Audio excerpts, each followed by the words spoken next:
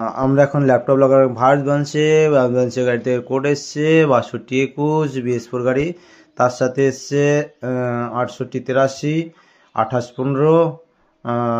তো আমরা এর উপরে কাজ করব, প্লাস দেখবো আমরা ফিল্টার জাম আছে নাকি, তার সাথে মোটর খারাপ আছে নাকি চেক করবো, কারণ অ্যাডগুলো একদম প্রেশারই উঠছে না, তার সাথে ইউরিয়া খাচ্ছে না, তাই জন্য কোডগুলো আরও। আমরা আমাদের ইউরিয়া ফিল্টার চেঞ্জ করে দিচ্ছি, এর ফিল্টার পুরো খারাপ হয়ে গেছে।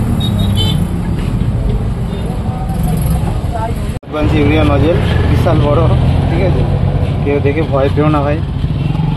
নজেলটা নোংরা হয়ে আছে, নজেলটাকে ওয়াশ করবো।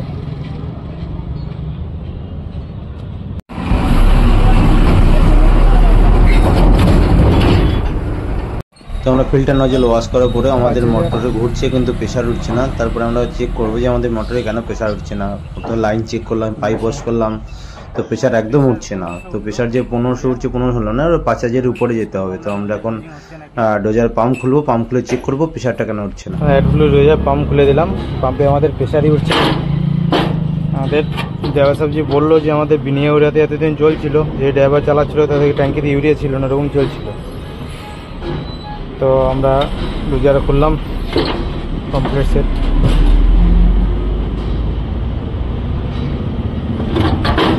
তো আমরা পানাগড় থেকে কমপ্লিট একটা ডোজার নিয়ে এসেছি। এবার ডোজার আমরা ফিটিং করব, ফিটিং করে টেস্ট মারবো যে আমাদের বরাবর ডোজিং হচ্ছে নাকি।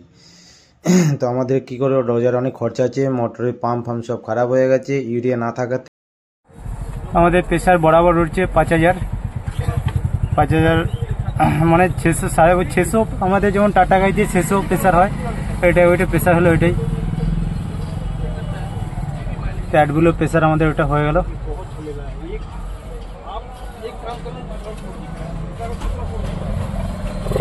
আমাদের ডোজিং হচ্ছে 12 ভোল্টের।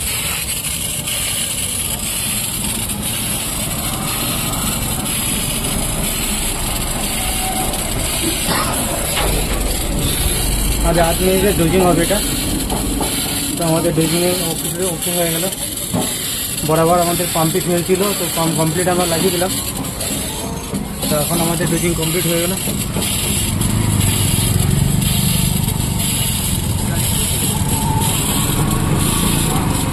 আর ওটা বলবো টাইট কর, কপি কাজে গিয়ে